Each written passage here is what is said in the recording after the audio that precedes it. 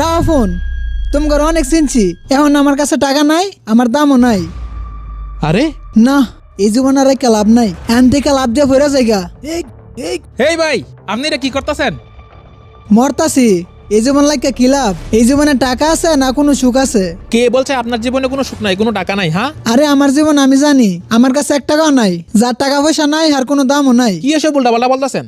আপনার জীবনে কোনো দাম নাই, কোনো টাকা নাই, অথচ আল্লাহ তাআলা আপনাকে প্রত্যেকদিন লক্ষ লক্ষ টাকা দিচ্ছে। কি কইতাছ? আল্লাহ আমার প্রতিদিন লাখ টাকা দেয়?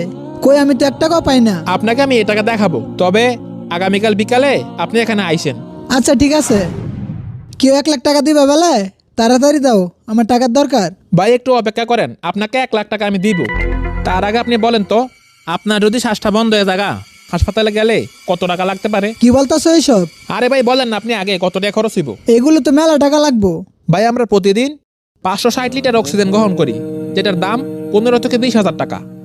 আর আপনার জন্মের পর আপনার যে হার্টবিট চালু হইছে এখনো বন্ধ হয় নাই। আপনার এই হার্ট যদি কাজ করা বন্ধ করে দেয়, আপনি যদি এটা চালু রাখতে চান, তাহলে আপনাকে আইসিইউতে থাকতে হবে। আর আইসিইউতে আপনাকে একদিন রাখলে 20 থেকে 30 হাজার টাকা খরচ হবে। আপনি যে 2 চোখ দিয়ে দেখতেছেন, এই চোখ যদি কখনো নষ্ট হয়ে যায়, তাহলে লক্ষ টাকা দিয়েও চোখটা ভালো করতে পারবেন না। অথচ আল্লাহ তাআলা আপনাকে এটা বিনা খরচে দান করেছে। আপনার শরীরে প্রতিদিন যে নিয়ামত ভোগ করেন, এগুলো যদি ডাক্তারের মাধ্যমে চালাতেন, তাহলে আপনাকে কমপক্ষে 1 লক্ষ টাকা খরচ করতে হইতো।